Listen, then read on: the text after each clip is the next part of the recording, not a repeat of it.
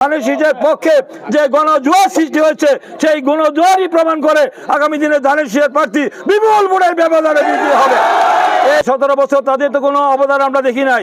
আন্দোলন সংগ্রামে, দেশ জাতির কল্যাণে, মঙ্গলে, দেশ সেবায় তারা কতদিন জেল খেটেছে, তারা কতটি মামলা হয়েছে, তারা কি মার খেয়েছেন কিনা, তারা জেলে গিয়েছেন কিনা, কি অবদান রয়েছে তাদেরকে আমরা চিনেন। যারা প্রার্থী হয়েছে তাদের কোনো দেশ জাতি জনগণের কল্যাণে কোনো কাজ করেছে? যদি না কাজ না করে থাকে আজকে তারা গিয়ে মানুষকে বলছেন আপনার ধান দেখেছেন, নৌকা দেখেছেন, আপনার নাঙ্গল দেখেছেন, এইবার আমাদের একটু দেখেন।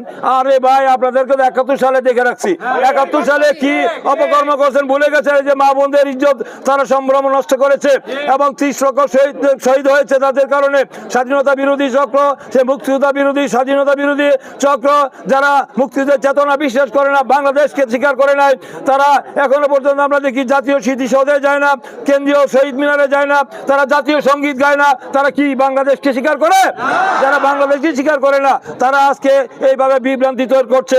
তারা যদি সুযোগ পায় তাহলে আজকে দেশের মধ্যে আমাদের হিন্দু সম্প্রদায় এবং আমাদের এই মা বোনরা নিরাপদ নয় এবং এই দেশের মানুষের মানে আবার একটি জঙ্গিবাদের উত্থান হবে, বিদেশে বাংলাদেশকে একগরে করে ফেলবে। তাই তাদের ব্যাপারে আমাদেরকে সতর্ক থাকতে হবে। এই জঙ্গি গোষ্ঠী, এই ধর্মান্ধ গোষ্ঠী আবার যদি কোনো রকম সুযোগ পায় তাহলে দেশের অনেক বড় ক্ষতি হয়ে যাবে, দেশের স্বাধীনতা সার্বভৌমত্ব বিপন্ন হবে। তাই তাদের ব্যাপারে আপনার সতর্ক থাকবেন এবং ঐক্যবদ্ধ থাকবেন।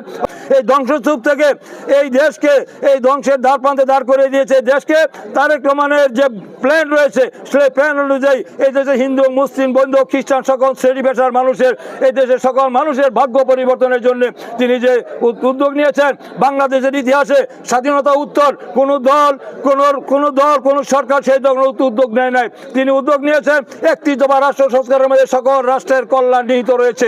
তাই আমি মনে করি যে আমাদের হিন্দু বৌদ্ধরা আমরা যারা রয়েছি, আমরা ধর্ম যার যার, রাষ্ট্র সবার, কি বলেন?